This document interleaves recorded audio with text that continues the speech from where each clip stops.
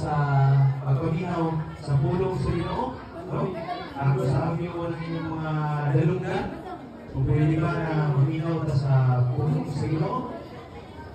Ito din sa Ecclesiastes chapter 3 verse 1 to 8 may son. Matod pa diri, ito ang pulong sa Ginoo. Adunay panahon alang sa tanang butang o panahon alang sa tagsa-tagsa katuyo ilalong sa langit.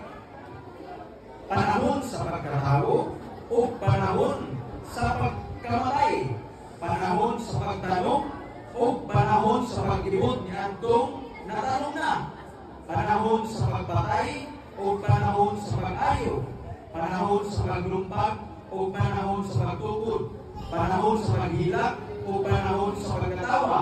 Panahon sa pagbalata o panahon sa pagsayaw. Panahon sa pagsalibay sa mga bato. Panahon sa pagtigong sa mga bato.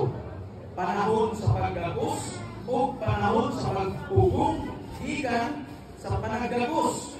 Panahon sa pagpakita o panahon sa pagwala. Panahon sa pagtibig o panahon sa pag-usik.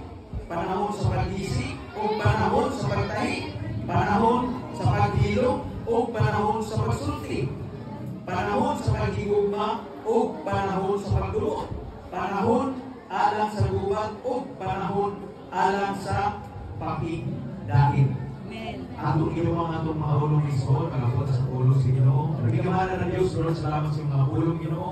Tapos sa tanan, Lord, isang sa ganako, Lord, ito ang Ginoo na yung mga peace Ginoo. Lagi mong pulong Ginoo, kaya na tutok sa matik ng microphone, Lord God. Yung Ginoo mga bless, mga hingkap sa kasing Ginoo, sa dili aksidente na nanaaming tanan diri Ginoo. O kining tanan akong gipasalamatan, isa pa sa mga babang, Lord, ang kining ginakasaw, in Jesus' name, we pray. Amen. Mga igsoon, ang atong gibasa is may tungod sa panahon. Ang tagsa-tagsa na nato matod pa sa pulong na ay tagsa-tagsa na panahon. Matod pa diri na ay panahon sa pagkatawo, na ay panahon sa pagkamatay. Sama niini. Mauni ang panahon na buhilang na. Na ay panahon sa magalipay ta, pero kini na panahon, mauni ang panahon na magsubot ta. No? So, may panahon ang tanan kayo ng igsoon. Ang pinaka nito is naamo diri.